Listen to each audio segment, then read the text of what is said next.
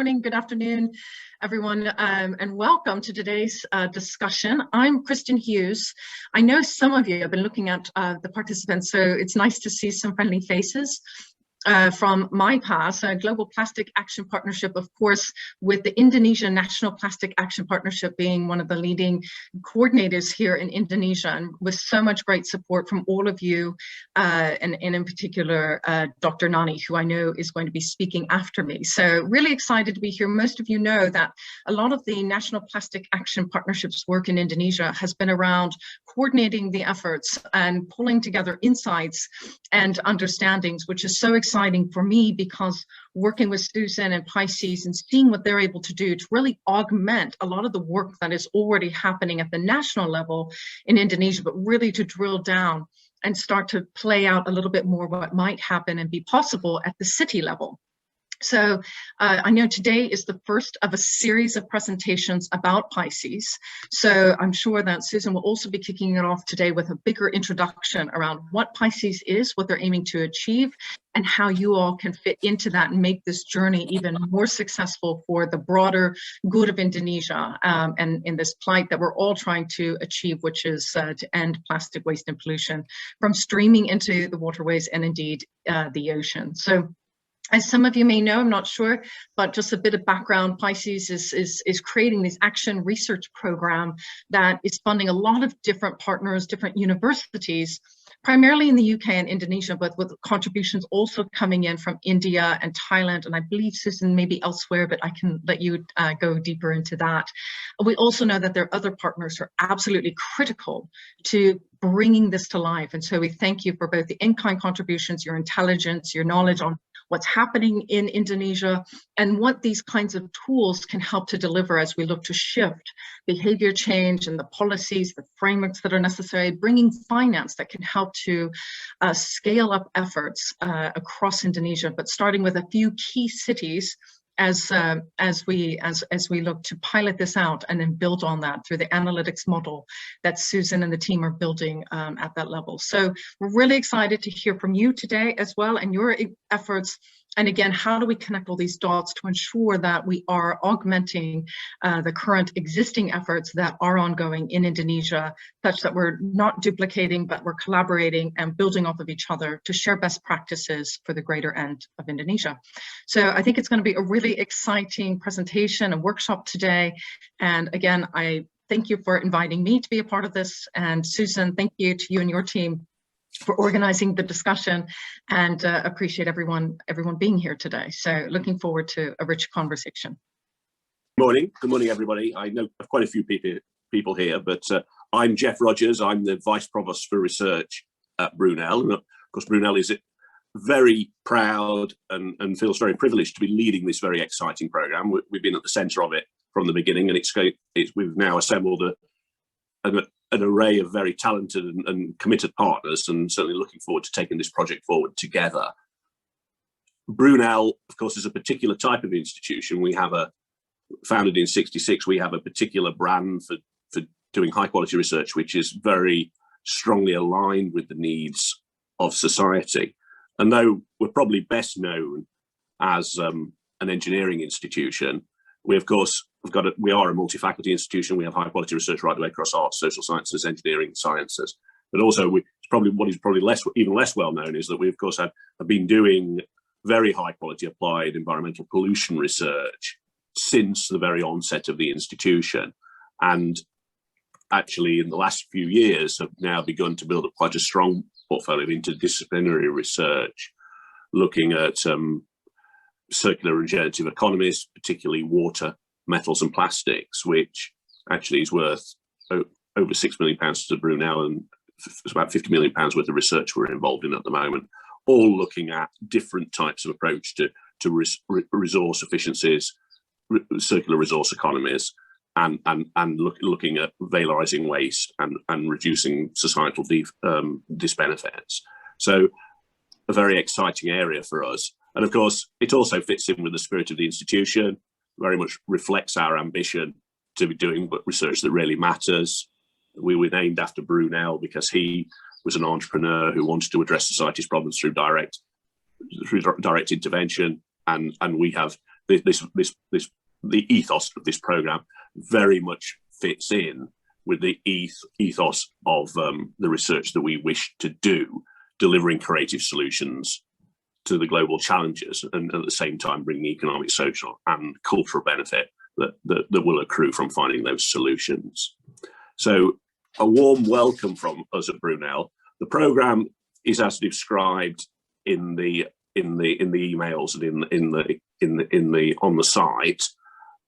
What we're going to do is take questions at the end after Sue has given a more detailed overview of the program.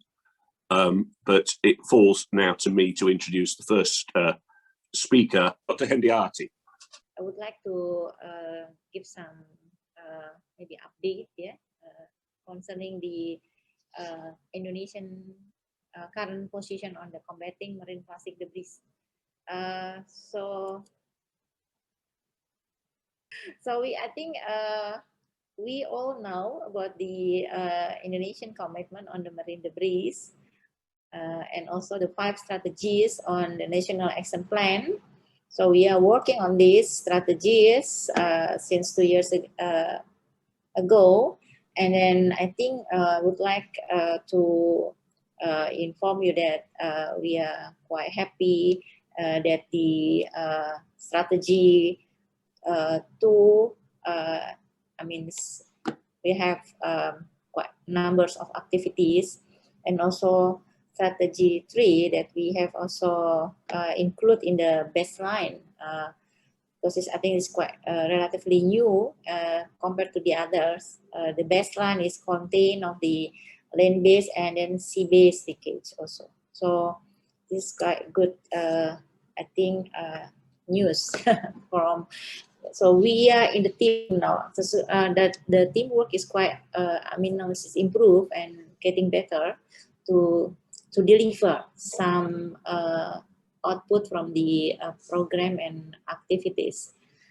So if you see here, I think Indonesian action to combating marine debris, we see that the important components is such like you can see here. So I think the government actions, so we have national plan of actions, but it's not enough only that national plan of action. We need networking and collaborations. I think this is the key also for success of this program, where we have a quite ambitious target to reduce 70%. So besides networking or collaborations, we then understand that technology intervention is also very important. How to handle, how to reduce, then it's depend on also technology interventions. And the development of the technology for waste management is getting improved, I think, yeah.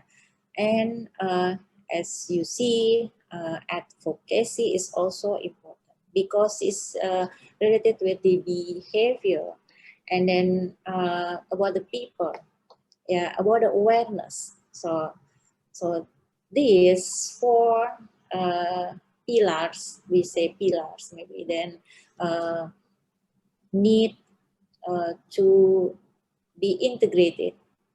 Yeah, so we need to use technology intervention, and also to improve and also to work because this advocacy is need long-term, yeah, long-term program. So how to do this? So I mean, government can make it maybe 5 or 10 years, but then later it should be moving by themselves. So this is what we plan, and I think networking will blend to the action or to the program that we have.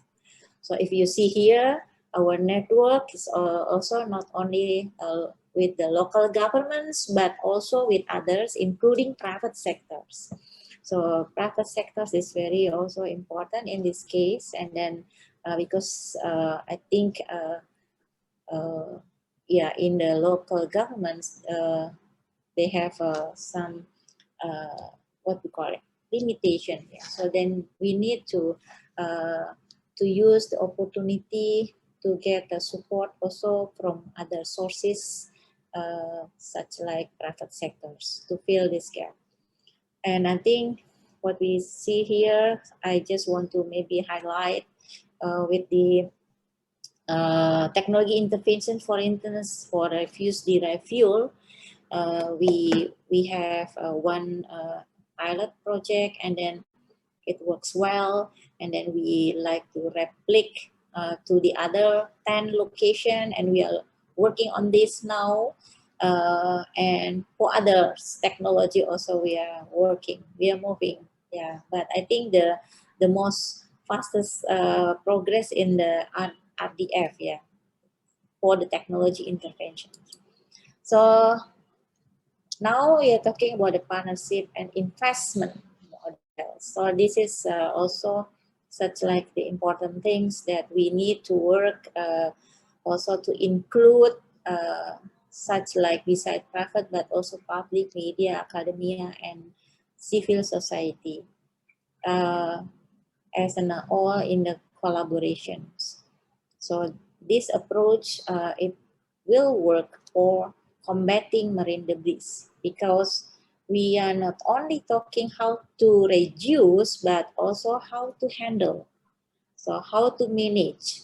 So we are talking the subject, the topic of this is about the waste. Yeah, so it's not how to reduce the waste, but also how to handle and how to manage the waste, especially for the plastic. Yeah, we are talking about the plastic actually, but not only the plastic, because we now working also for other waste, solid waste as well. Then, yeah, this is analyzed by, I think from the NPEP, yeah, if I don't mistaken, to achieve Indonesian target by 2025, what should I do? Sorry, it's going fast. So we require the investment cost about 5 billion, and for operating 1 billion. So I think we need to identify the potential funding beside from the government funding, but also I think from others, like you can see here. I think we try to identify and but also to make such like cooperations here with help of the Indonesian NPEP. So NPEP it stands for National Plastic Action Partnership. I think they help us how to get this fit with our need. And this is for an example how then technology can help us to reduce, yeah, to collect and reduce the waste in the river and in the sea. So we have collaboration with the TOC. This is a pilot project, joint research project, is still working until now. But the pending issue is we plan to replicate this equipment, but since COVID and also others difficult situation, then we don't have the new system right now. But I think this year perhaps we are working again with this, and also with this kind of the vessel. So we say trace skimmer vessel to collect the plastic waste from the waters near the harbor. Yeah, I think this is kind of the what do you call it?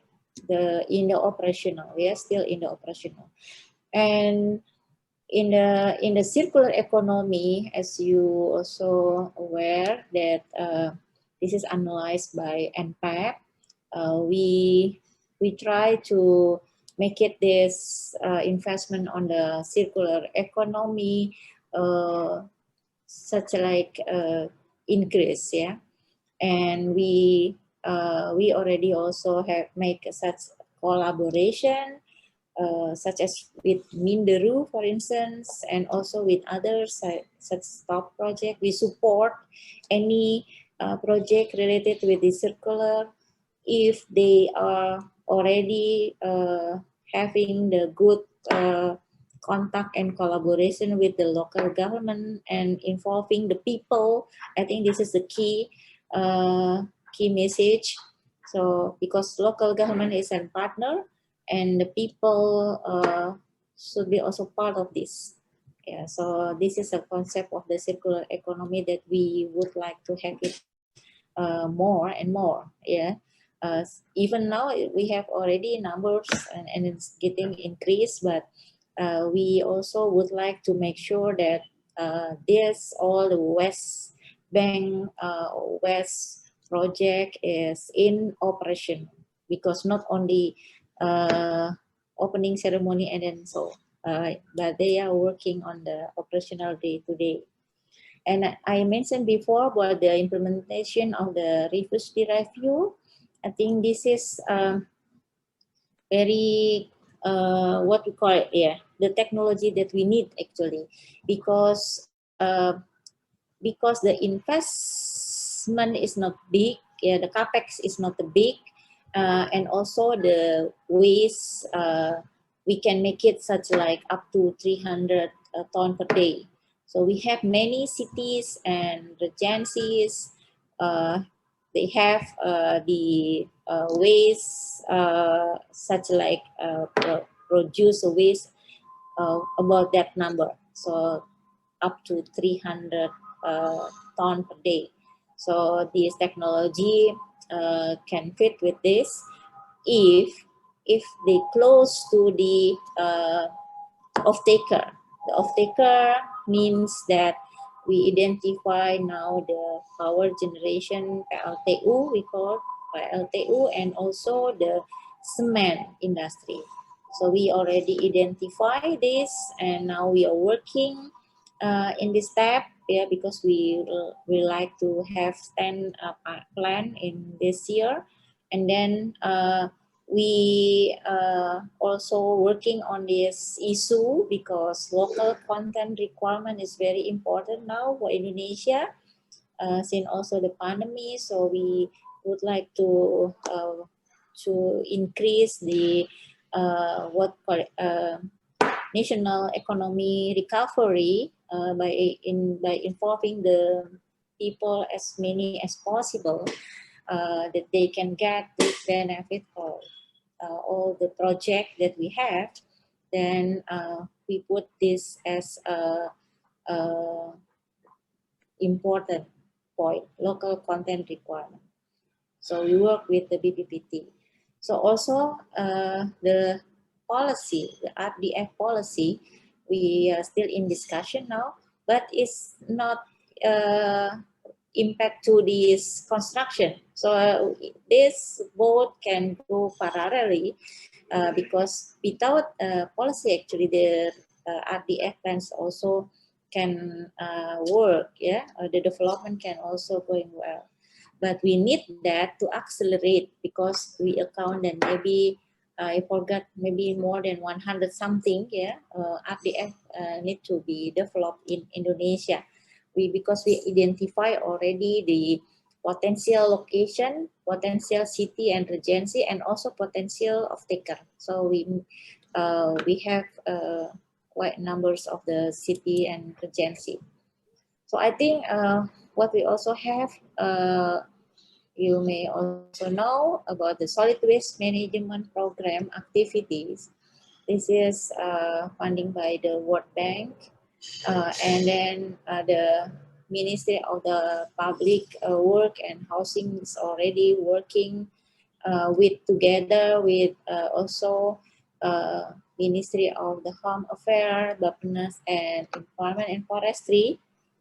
So we just had the evaluation, I think like a week ago or 2 weeks ago, yeah, a week ago, that I think we a bit delay. But this year we would like to have faster. So I think we have a new DG here, and then the DGs are women. So and then very active. Then I think I then optimist also that we can working faster, yeah, compared to the last year. So we promised this to our team. So I'm also in the team. So I think the team is also already good, yeah. So I think for this program, we'll support the Citarum Harum program, which is located in West Java, yeah, and this program already have such like progress, but we need to push the progress can be also what to call it, faster, yeah, and deliver by what to call it, by encouraging the local governments that they are involving from the beginning until the processing and also the operational after the facility is ready.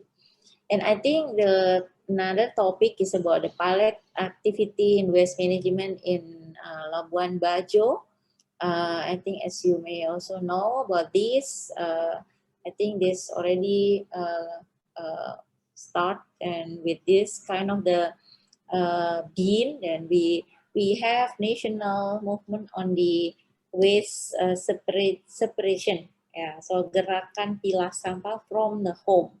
So from the school, from the office. So I think this kind of the pilot activity will help to also in the context of the change behaviors, awareness, increase the awareness about the waste management.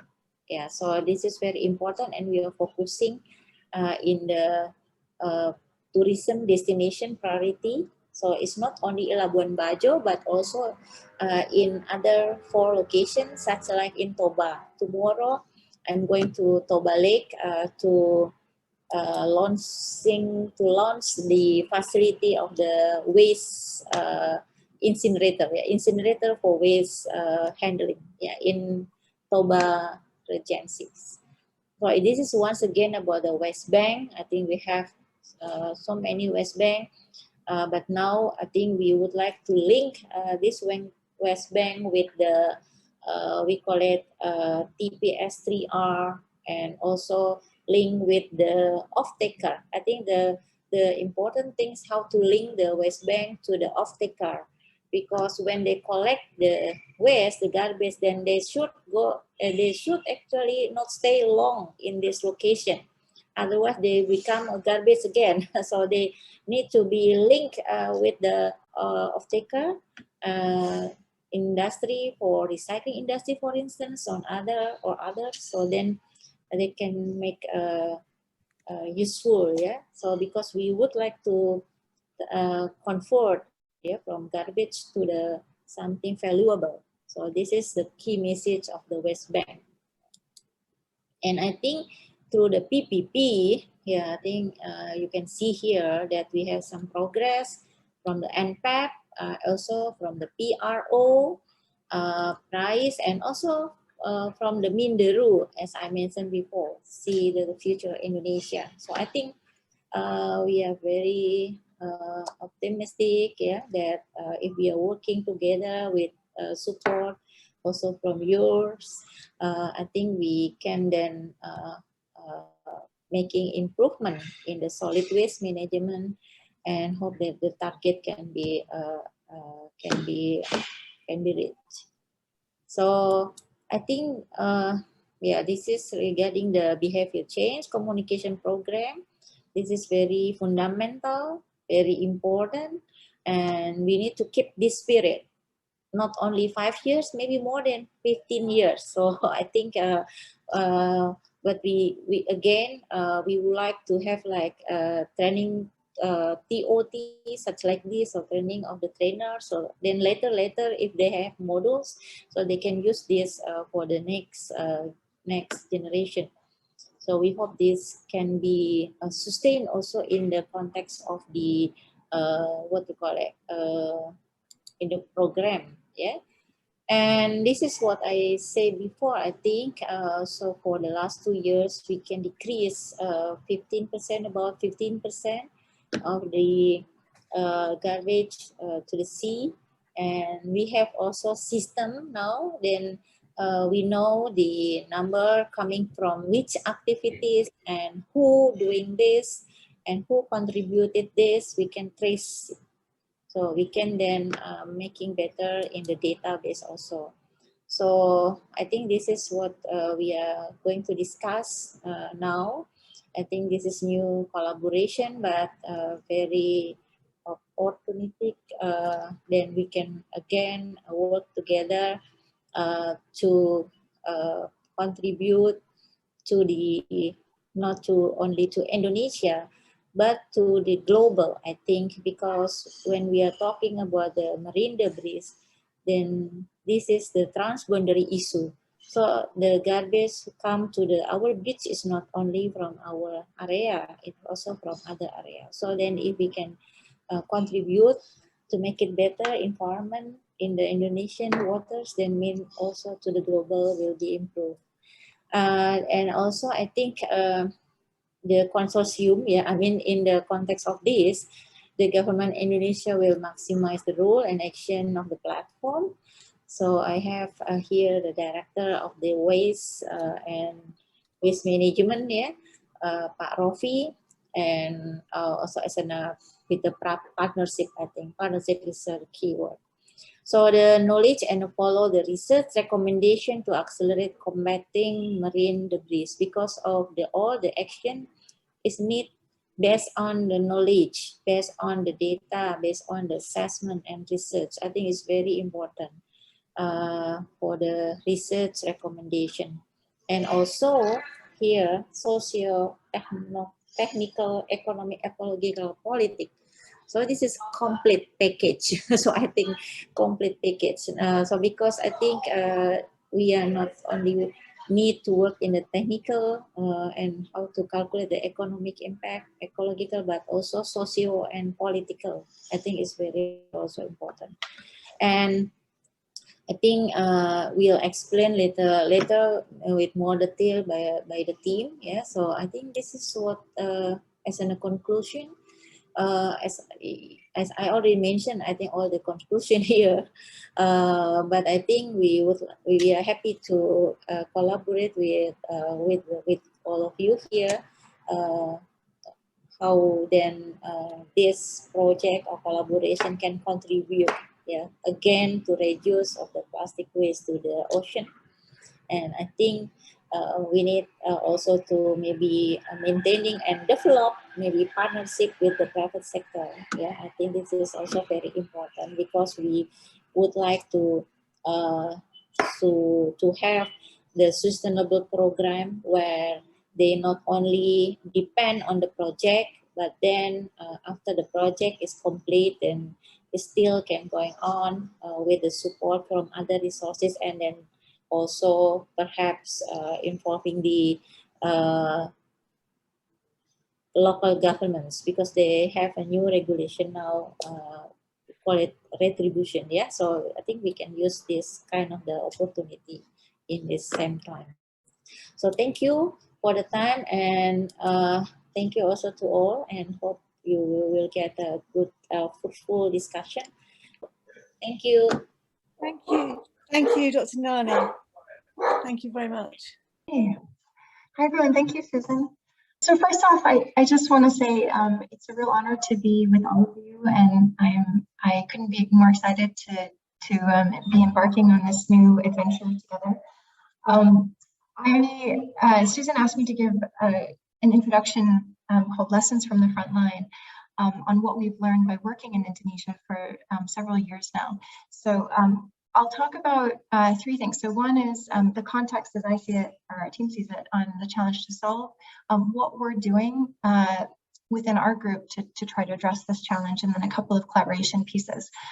So I will just jump right in. This is a picture of one of the beaches from one of our projects. This beach in particular was the one that made me decide to do something crazy and pack my bags and move to Indonesia and see if I could use the knowledge that I had learned up to that point to try to change things for the better. Luckily, this isn't everywhere, but it's in enough places that it really matters. And the bigger statistics, and a lot of this is from the impact work that Kristen and Ibu mentioned, is that only 39% of waste is actually collected in Indonesia. And so if you have a country of 270 million people, it means that about 165 million people don't have access to your basic waste management services, which results in, we estimate, about 40 million tons of waste going into the environment, whether it's being burnt or whether it's being dumped on land or in the ocean. And that's equivalent to about 5 million tons of plastic. And when we look at how much is actually getting into the ocean, there's estimates that range from, I think, 600,000 to 850,000 tons. So this is an ecological disaster, and it's really worth all of our best to try to solve this. The good news is that, as Ibu mentioned, Indonesia has some really strong targets to try to address this. And so she mentioned the 70% reduction that President Jokowi mentioned at ASEAN, and then this 30% waste reduction at source and 70% waste handling. Paul Lahoud also mentioned doubling waste collection. So there's a lot of amazing effort to try to tackle this. One thing that we don't talk a lot about, but just because there's a lot of marine scientists on the call, I wanted to mention, Indonesia is part of the coral triangle, and as such, there's more than 600 coral species within Indonesia, and it actually acts as a nursery to seed coral around the world. And so it's a really, really important marine ecosystem. However, it's also the second highest plastic leakage country in the world. And there was a science study that came out that said when coral comes in contact with plastic, its disease rate goes from 4 to 90%. And so, we have, this big plastic problem, and then this amazing coral ecosystem kind of in contact with one another, which again just talks to the urgency of really doing something about this issue. This is work also from Impact and GPAC. And what it shows, and it's a little bit of a complicated chart, but I really love this because it says so much. And these 4 boxes, you have your large cities, your medium-sized cities, your sort of, let's say, small cities, and your remote cities. And the top blue is how much of that waste is collected and, and either recycled or gone into a managed landfill. The yellow is how much is burnt, and these blue ones are how much is actually dumped into either the ocean or rivers or on land.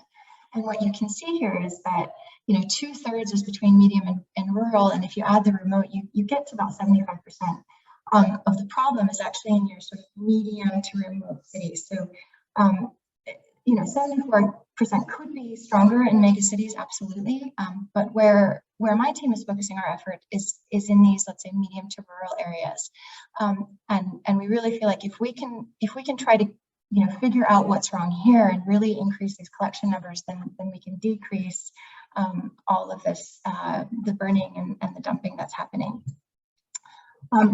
And so this is, sorry, another somewhat complicated chart, but basically, when we study waste management around the world and over time, we see that there's a certain evolution that countries generally go to, when they're figuring out their waste system. And I've used waste collection as an example, but the same evolution is true for, figuring out recycling or safe disposal or even reduction.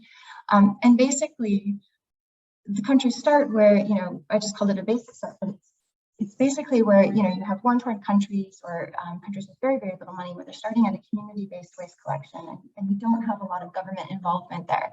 And this is, countries like Myanmar as an example. And then you get to the next level of growth, you have between like 40 to 60% collection, where you do start having, government getting involved and really taking a role. But you generally have different waste systems in urban and rural areas, and so that's when you see that switch that we just saw on the previous slide, where you see higher levels of urban collection and lower levels of rural collection. And also what you see is that the governance is tied to an individual leader, right? So if you have, in Indonesia's case, if you have a bupati that is very passionate about waste, then that bupati's area can have a good waste program, or that village head's area can have a good waste program, but it's very much dependent on the leader itself and how motivated they are. And then the next evolution that we see is you start getting more stable funding into the system, and you start getting like stronger governance, you start getting more investment to really set up new waste infrastructure. And then the governance itself starts to be more systematized, so it's not necessarily dependent on any one person. And then you get to what I'm just calling basic universal collection, which is where you get to the state, and I think this is a really important milestone, where waste is seen as an essential service, and that people have universal access. So people don't necessarily have the choice of, you know, I don't want to pay for waste collection, so I'm going to burn my waste, because that burning impacts everyone, right? And this is where you start to see changes in the rural governance as well. It always seems like the urban waste management is, you know, a little bit more sophisticated, a little bit more funded, well-funded, et cetera, than the rural all the way through the system. And then you get to this like solidifying portion where you have more universal collection, you start getting better rural governance, and you get into this oftentimes an independent environmental regulator. And this is just to get like the basics of the waste collection in place, so you can really get to this, you know, above 90% level. And then beyond that, you get into some really creative stuff to get into more circular approaches. Indonesia right now is at the early stage, right? And so, so one thing about solving waste collection, it's not only possible, it's relatively straightforward. So the things that we think are important and that we're focusing on, at least, is to try to really bring in stable and sufficient revenue into the waste system. Ibu Nani mentioned there's a lot of work on retribution fees. These are the household collection fees. And that's something that's incredibly important. And we're also doing work with the IPRO on extended producer responsibility, and looking at a lot of other areas that I won't get into because I'll talk too long.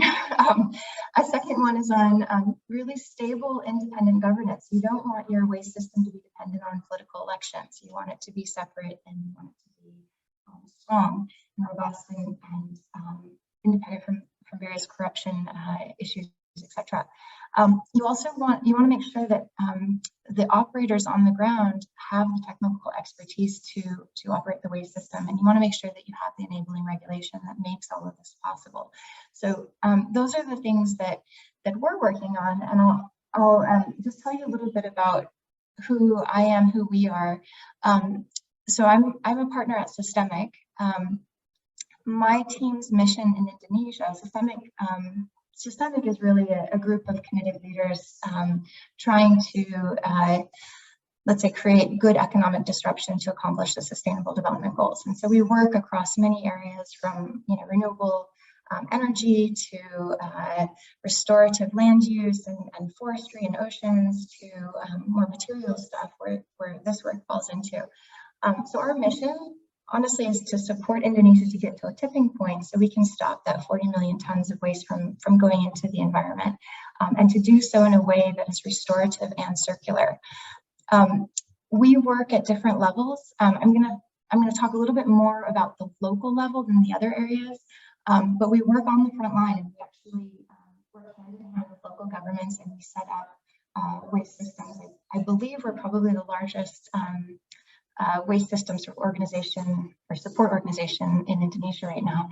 We have two programs on the side, Project Stop, which I'll go into in more detail in a second, and then the Indonesia City Cluster work. At provincial level, we support Bali. In particular, we have a program called Bali Partnership, where we've helped Bali, working with Udayana University and the University of Leeds, to set Bali's plastic baseline and also create an interactive information platform, and also do some training programs. And then at national level, we were partners with the World Economic Forum and the Global Plastic Action Partnership, which created the National Plastics Action Partnership to help set the baseline and to create the multi-stakeholder action plan. And then we're continuing to do quite a bit of policy work. So we work in three main areas. The first one is really about increasing funding into the waste system, but also governance to make sure that, even if you had all the funding you needed, you need a place for that funding to go that's transparent and credible to really take responsibility for it. We have a team of over 40 people right now, all working on the Ocean Plastic Challenge. So this is our group of pretty remarkable leaders. I am more and more impressed by them every day, and you guys will meet many of them when you come here. I'll start to talk about Project STOP. Project STOP was a project that was co-founded by Borealis and Systemic. I think the original intention was we saw, all of this amazing work, but we weren't seeing real changes on the ground. And so we wanted to see if all these theories were real. And so we put a team on the ground for 2 to 3 years. And we partnered, we have an MOU with the Ministry of Environment and Forestry, and then MOUs with each of the cities that we work with. And, our teams go deep and they work hand in hand with the local government, and they do, every part of the waste system. So right now, we have 152,000 people who are receiving waste collection, mostly for the first time, and they've collected 9,500 tons of waste that would have otherwise gone into the environment. 200 full-time jobs created, and we have the waste system down at about $30 per ton, and that includes all the collection, sorting, recycling, processing, etc. And so the model behind this is we're really helping the local government to succeed. So we help them set up everything and then walk away once the system is institutionalized. So this effort is a amazing partnership. I mentioned Borealis is the co-founder, but we're also working with the Alliance to End Plastic Waste, the Norwegian Embassy, Nova Chemicals, Nestle, Bruges, and Seedwork. And we also have several technical partners, and obviously working with several ministries on this work. And none of this would be possible without these partnerships. They're invaluable. This just shows, like, when we talk about we do waste systems, it's not just the technical parts of the waste system that everybody thinks about, but we spend a lot of time actually building governance from scratch, including, figuring out which governance structure, setting up the bank account, recruiting people, training them. There's hundreds, maybe thousands and thousands of hours that go into training. We do full behavior change both at school and households, and many different levels. Organic processing, cleanups, a lot of local government regulation, because we're really trying to create an entire system. And so there's something that's blocking the waste system from happening. That's what we work on, regardless of whether it's in one of these buckets. And we're also not one model. We're constantly experimenting, learning, and adapting. And you can see our first, just as an example, in Winshaw was our first city. We started out with a governance model that was based on village businesses called Bundes. Pasuruan was our second city. We went to Bundes Bersama, which is like collective of villages. And then our third city, Brunel, we went with more of a Regency business model, which is fluid. And we're just constantly learning, changing, experimenting. We also have, so we now have five built facilities, so 2 20-ton per day MRFs, 2 30-ton per day MRFs, and 1 50-ton per day MRF. And we're also doing all sorts of other things. But what this allows is an ecosystem for your work to happen, and it also allows us to experiment with different things that we think might be helpful to try to get Indonesia, or to try to support Indonesia to get to this tipping point. So the 3 cities that we're in, this is a big map of Indonesia. This is where the cities are. We'll be working with the PISCES field teams in Pasuruan and Jembrana. So Jembrana is in Bali and Pasuruan is in East Java. This is a picture of Jembrana, at least a before picture. This is a picture of Pasuruan. Pasuruan, I think, is the images are, it's unnerving just how much plastic there actually is in the environment there. We're also, we're soon to start work on the Indonesia City Cluster, and this is a project with the Alliance to End Plastic Waste, as well as GIZ. Assuming all of the 3 cities go forward, we've just gotten approval for Malang, which is the first city. We'll be looking at bringing waste collection to 7.6 million people by the end of 2025. So this is incredibly ambitious and exciting. We also, and this is kind of taking a very different leap, but I mentioned we've done a lot of mapping work and waste flow work with Udayana University, with Prof. Gede, and with the University of Leeds with Kostas Velis, Prof. Kostas. And this is just an example of that. So we have a very interactive map that we'll show you at some point when we have more time, which is really exciting, where you can put different layers and you can see, you can zoom in or zoom out, and you can see estimates of how much plastic is going down each river system, how much is being generated, how much is recycled, and where different organizations are working, which is really exciting.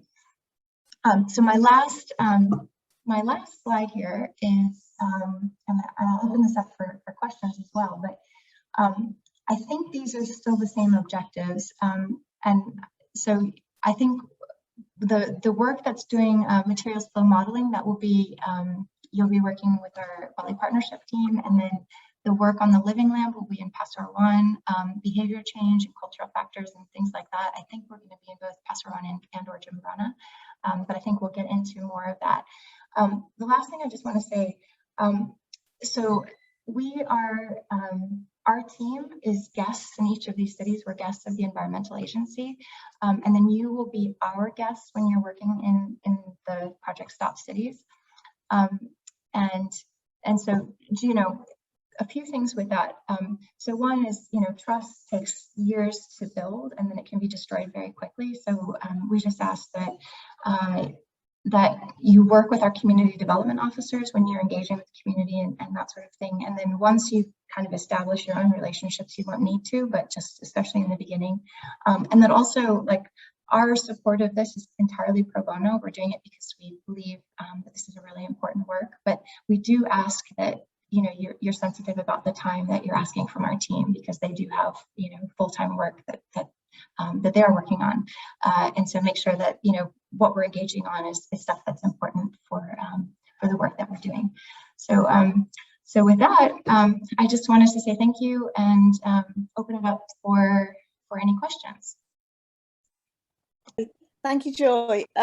So we now have a short film which has a really iconic figure that all of us know around the world, Sir David Attenborough, speaking on it about the plastics issue. It's a film which is an educational video put together by one of our educational and media partners in the consortium. So before I do my introduction to the Plastics Project, we're just going to watch that film.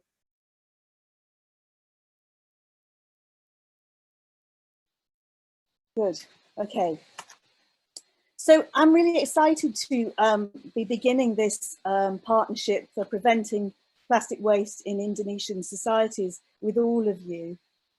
I know we all share the passion to address the growing challenge placed by plastic pollution on natural ecosystems and societies in Indonesia. As Bunani said, and also Joy Danielson, it's one of the world's richest nations in terms of its biodiversity, but one of the most threatened in terms of plastic pollution.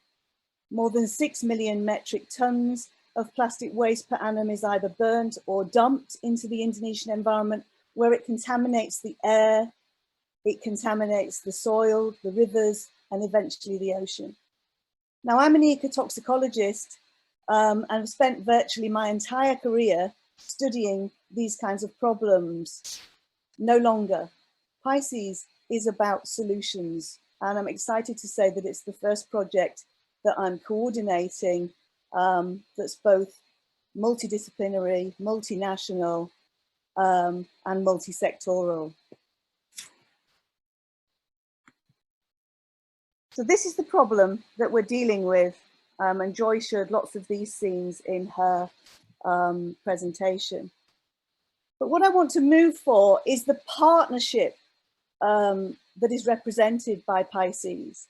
PISCES is as much about cooperation, collaboration, and partnership as it is about science.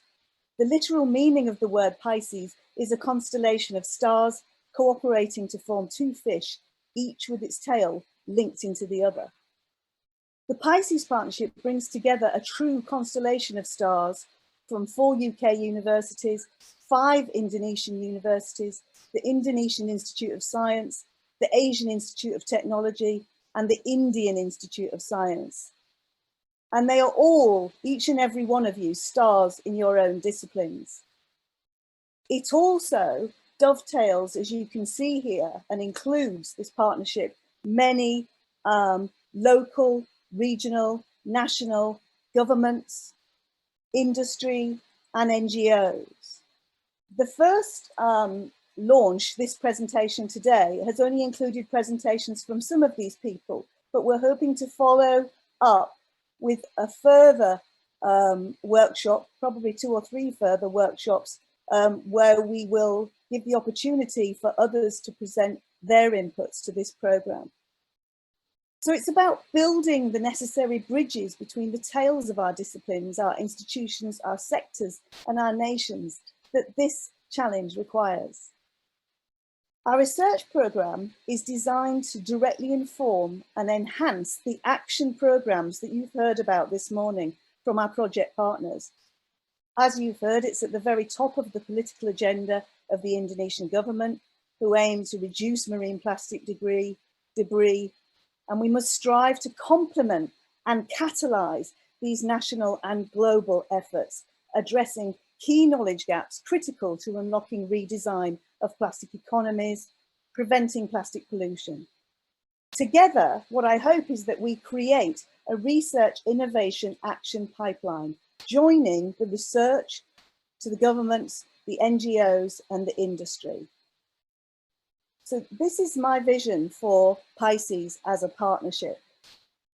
It's an inclusive partnership, and there will be opportunities for others to join in the activities that are not listed here. We'll be helping the government and Systemic to deliver a prioritised list of cities needing intervention via the National Plastic Action Plan. We'll be further enabling the delivery of effective waste and resource management, infrastructure services, and we'll be co-developing design and engineering methods and tools to enable upstream interventions, whether they be in packaging innovation or new business models, and also more effective behaviour change programmes that prevent leakage of plastic into the environment. What are we aiming for? Well, we're aiming for something that's a bit more than sustainable. What I'd like to think that we develop ourselves as, each and every one of us, in each of the sectors involved in this partnership and each of the countries, as regenerative practitioners who are working towards building the capacity and capability in people, communities, and other natural systems to be more than sustainable, to renew, to evolve, to thrive together. And our thinking is that if we use a big picture regenerative systems framework to guide this programme, hopefully we will unlock the imaginary regarding the many futures that could actually exist for plastics in Indonesian societies, facilitating cross-pollination of ideas, policy options, strategies, practices, and solutions. We will work along the plastics value chain, examining both the costs of inaction and the benefits of the targeted interventions. Thus, hopefully, we will guide the way towards more sustainable use of plastics in the region. And at the end of this period of funding, we will hopefully have developed a toolbox of methodologies and approaches with which to address plastic pollution and waste challenges. The only funded partners in the partnership are actually the universities. The other partners that you've heard about are generously contributing in kind to ensure that this partnership between research, action, and innovation really works. So the long-term ambition for the partnership is that we become the core of a hub for a global north-south cooperation on plastic pollution, and south-south cooperation, a centre of research and educational excellence and a think tank. So if we start to look at how that is going to begin, this is the PISCES programme organisation. As I said before, it's about understanding, untangling and managing the many social, behavioural, economic, political and infrastructural challenges that underpin the plastics problem.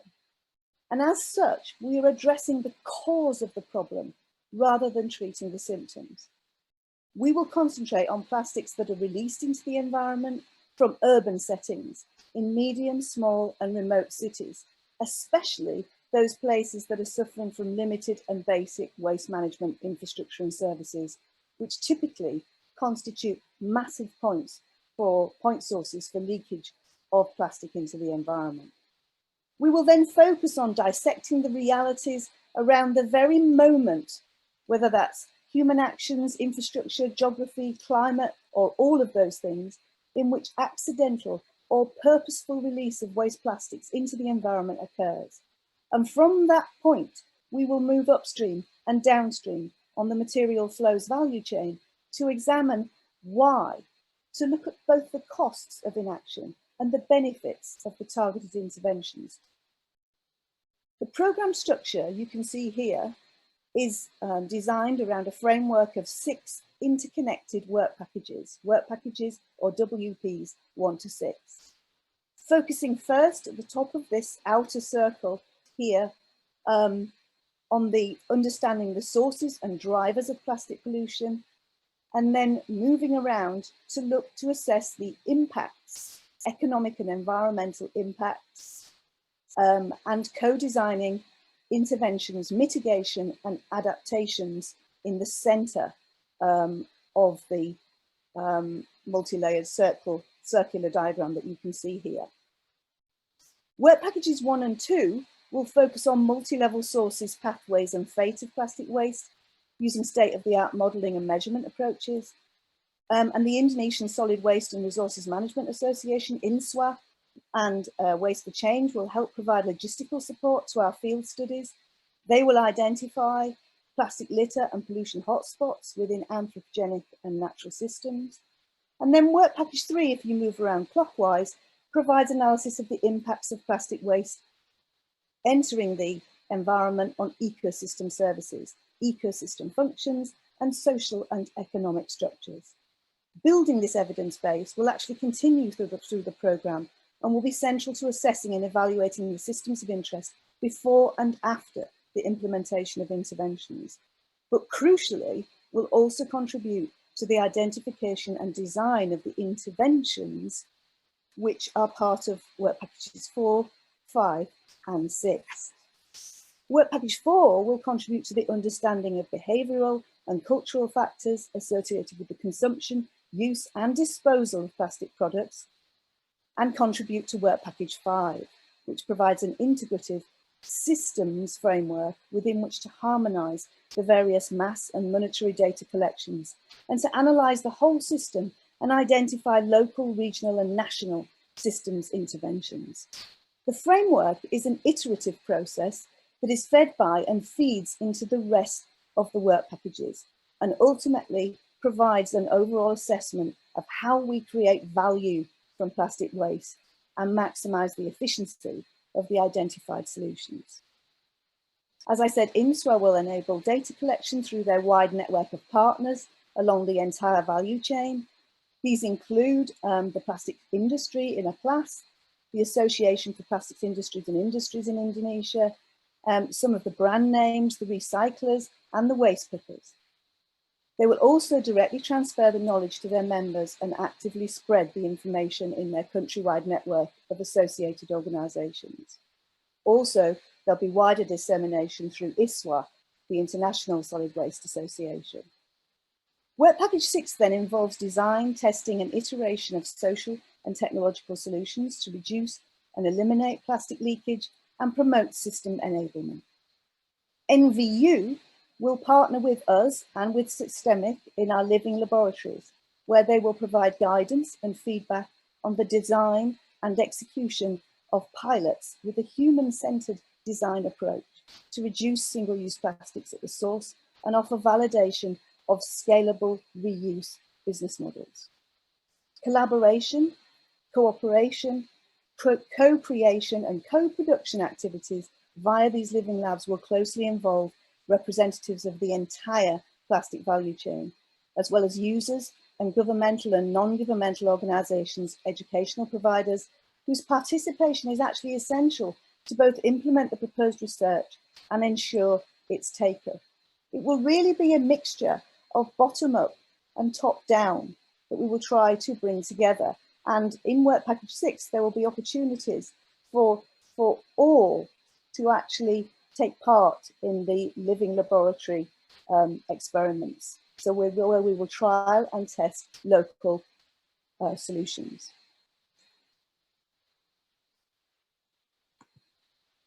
So moving just in a little bit more detail, if we take a look at Work Package 1, there has been a lot of baseline modelling already done by the University of Leeds and by Systemic, as has been mentioned in other presentations. But what we're going to do is we are going to actually elaborate those models further. So you will see here in this slide that's been put together, there are global scale models. There are models that go from global to country, global to regional and local authority, and then those which go down to city level assessment, and then even more detail into waste systems within cities and neighborhoods. So we'll move from a whole Indonesia scale, which we will do with the spot model on the top left there. And that's where we will try to pinpoint sites for further intervention and to inform the National Action Plan. But we will also be doing some much more detailed modelling, which will move from the city scale to the neighbourhood and regional scale at case study sites. Of course, we can't make everywhere a case study site, but there will be 2 case study sites, which I'll talk about in a minute. Now, Work Package 2 moves hand in hand, goes hand in hand with Work Package 1, because in addition to the modelling, as you know, modelling makes many assumptions, and we're going to try and close the gap between those assumptions and reality by actually validating the model in this Work Package 2, led by Richard Thompson and by Pat Reza-Cordova at LIPI, also involving University of Udayana, Pat Gede and others, and also involving ITB, Institute Technology Bandung, and looking at waste as it is generated from households and characterising that waste, and then actually going further and looking at that waste as when it turns into litter and contaminates the environment, focusing on the land and its flows into the ocean. We will be collecting existing and adding new data, and we don't want to duplicate what's already been done.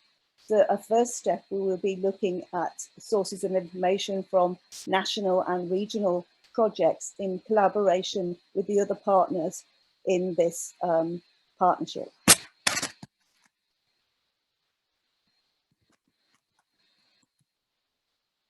We will be prioritizing, candidate litter items for intervention. And through the expert work that has been done by Professor Richard Thompson at the Plymouth Laboratories, we will be establishing methodologies that are appropriate and sensitive enough to monitor the success of interventions at case study sites.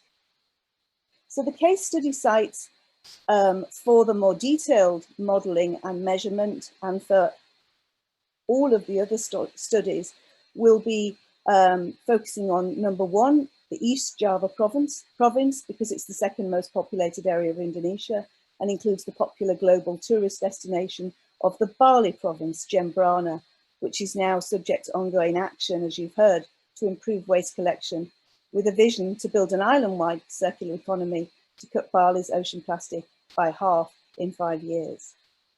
Pasuruan is characterised by little or no formal waste collection infrastructure and services, with many related barriers to change, such as lack of awareness, compounded by poverty and the proliferation of single-use, small-size, lightweight plastic packaging, and a high level of open burning.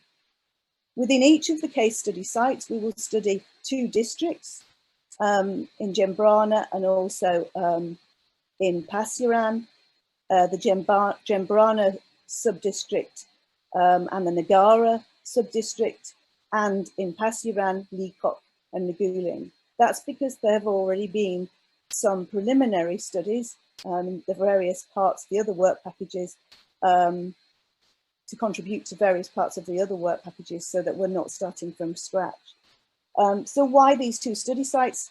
Because of their contrasting socioeconomics, and because they provide an opportunity to build on the preliminary research and the current and planned waste collection and waste management programs. And as I said, they're informed by previous research by the University of Leeds, the University of Udayana and Systemic, who have mapped waste flow and environmental leakage across Bali's 57 sub-districts.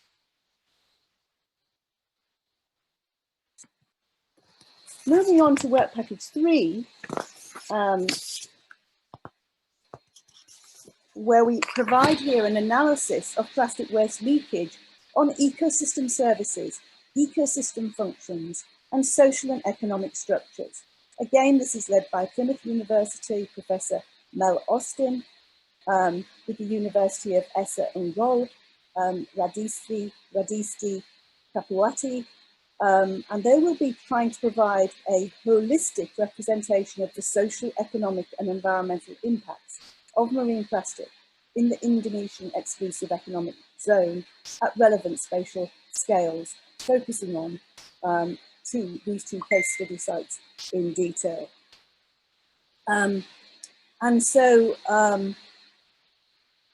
Contributed by the University of Udayana, and this work has already started, oceanographic modelling will identify the spread and the distribution of plastic debris in the sea at these two case study sites.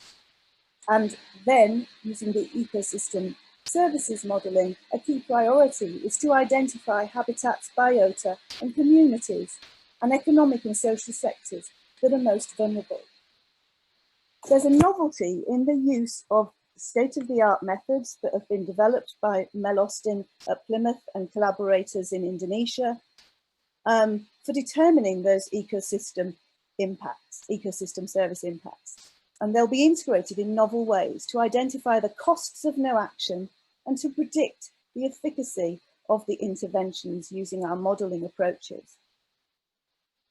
To determine those impacts on plastic on marine ecosystem services, Mel and team will apply an approach that has been used in another GCRF Global Research Challenge Fund Blue Communities project from case study sites across Southeast Asia. Using existing literature validated with selected field observations, they will identify and map the broad-scale ecological habitats in the case study areas, identifying critical habitats and species for the full suite of ecosystem services through provisioning, climate regulation, and cultural ecosystem services. And then the social economic benefits such as tourism, recreation, leisure and food with their associated industries.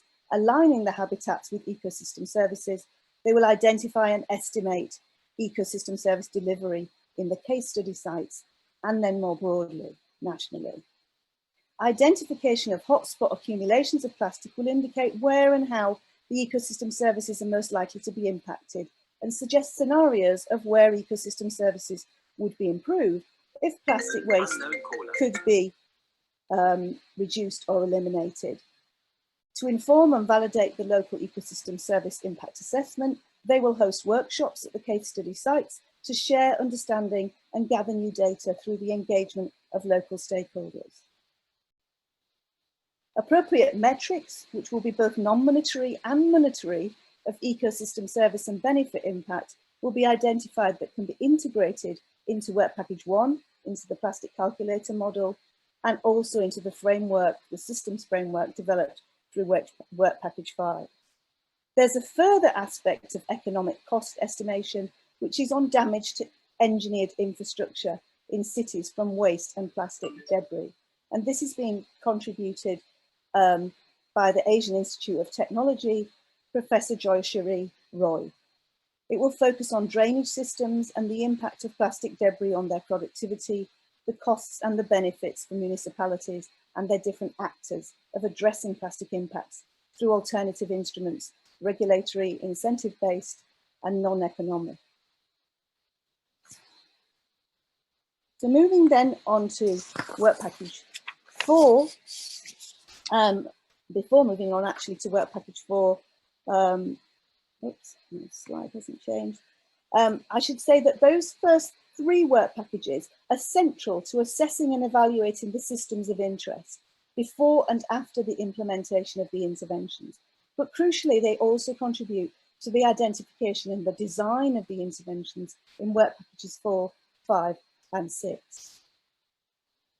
Work package 4 aims to identify social and behavioural changes needed to reduce plastic pollution. It's led again by Plymouth University, Sabina Powell, who's recently actually moved to the University of Vienna, with contributions from Dr. Leslie Henderson at Brunel, and then Pak Sudarso at Erlanger University, and Pak Eddy at ITS. And so there's a real partnership there between Indonesia and UK researchers. And we'll be co-creating solutions we need to understand the lived experiences of diverse people regarding plastic and plastic leakage, their motivations, their habits, their attitudes, their emotions associated with decisions and actions that they make, and then the current practice around plastics, and identify processes underlying the plastic systems. What they want to do is to represent the voices of the people most affected by the current situation and by the potential changes.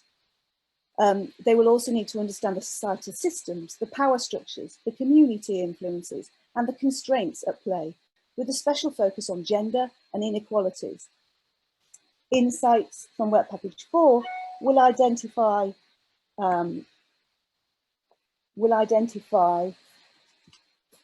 community behaviour interactions that lead to reductions or increases in the local production of plastic waste, and will inform and facilitate the solutions in Work Package 5 and Work Package 6 by identifying strategies to elicit and motivate changes in attitudes, changes in perceptions, and also in behavioural practices. Because this work is very detailed, they will focus on just one field site, which will be Pasuruan, which will be made up largely of seafarers, and they will investigate current behavioural practices, including their drivers and constraints, using a range of social science methods.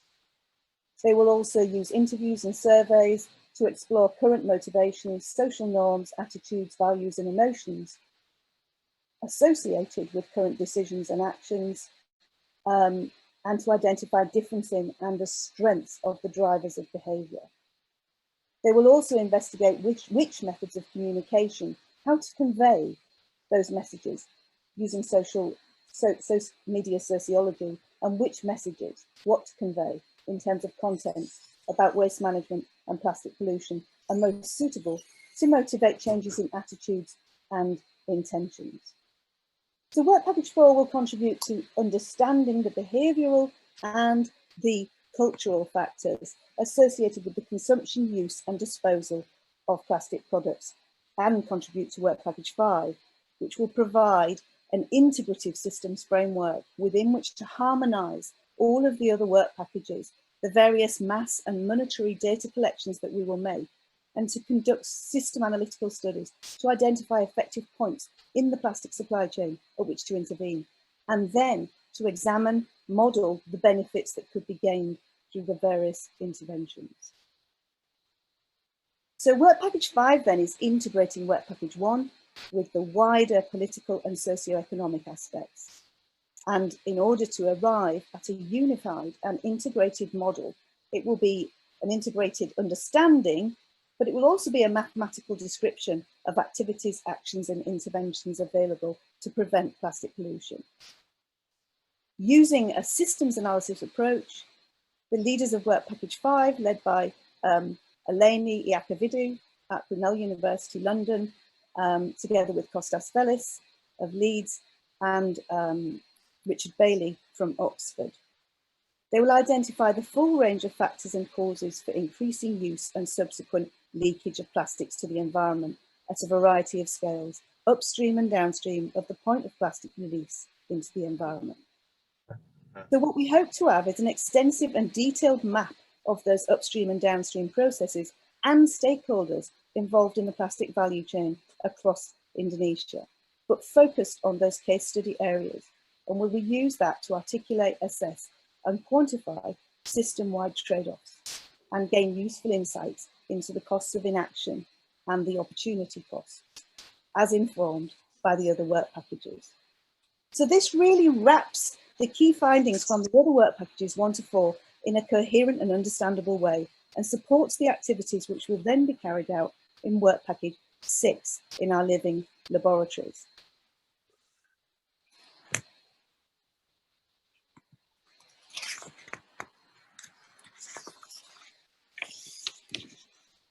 Oh, this slide doesn't look like it's come out in colour, which is a shame. So work package 6 will involve design, testing and iteration of social and technical solutions to reduce and eliminate plastic leakage and promote the sustainable plastic economy. Most of these activities will take place in the PASCES Living Lab. It's very expensive to set up living laboratories in the first place, but we'll do capacity building activities in both PASCES and Gembrana Living Labs to teach and inform the local community about how these methodologies and approaches work. So work package 6 will be informed by the priorities in the litter items identified in work package 1 and 2, and informed by the input from work packages 3 and 4.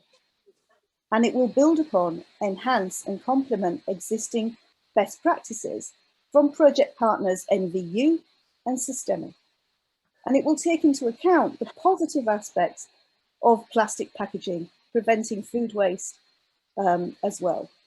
We will develop and test a portfolio of cross-value chain solutions to avoid, reduce, reuse and recycle plastic waste. These interventions will occur at the product level,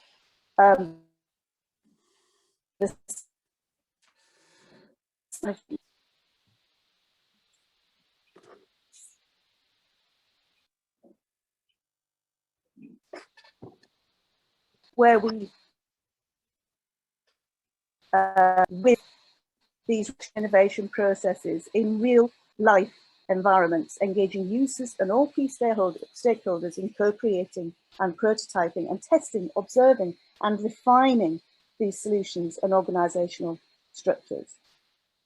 We will build upon and enhance existing local efforts, and we will co-develop, test and deliver various solutions, focusing on combinations of upstream and downstream interventions to reduce the production and consumption of plastic and the generation and release of plastic waste. This work package is led by Fabrizio Sezcin, who is a co-designer from Brunel University London, together with Pat Gatot Udoko from ITB. And it will involve all other work packages in some of the workshops. The outputs from this living laboratory, we hope, will inform intervention programs led by our project partners across Indonesia and hopefully more globally through our networks. This is where our research will directly interface with other programs that are ongoing on the ground through our Action Research Partnership, and will identify and target the system level changes and solutions in the regencies of PASCES and Gembrana. And in the midterm, we expect these to influence the countrywide interventions planned for the 40 cities across Indonesia within the next few years, delivered in close collaboration with the government. We will advise the government also regularly reviewing the results of their National Plastic Actions Plan and ensuring our programme, which was co-designed with their input, continues to add value to their programme. We will support entrepreneurship and commercialization of solutions. We will develop design and engineering approaches, methods and tools, design guidelines and best practices, a real toolbox to enable businesses and design consultancies and other stakeholders to adapt, replicate, build upon these solutions developed in the project. And we will also develop an exit strategy through which the local stakeholders can gradually take ownership of and responsibility for the living labs, and a framework and guidance for setting up additional living labs in other parts of Indonesia to enable other groups of stakeholders to implement labs in those locations. So our ambition then is for a sustainable hub in Indonesia, which will continue its legacy of interdisciplinary research and innovative development far into the future. And with that, I'll thank you for listening. So I'd like to thank you all for your patience this morning and for your contributions, and we'll look forward to speaking with you again at the next workshop. I hope you've enjoyed it as much as I have, and I hope it's been interesting, and that we'll have many fruitful collaborations going forward. Thank you very much.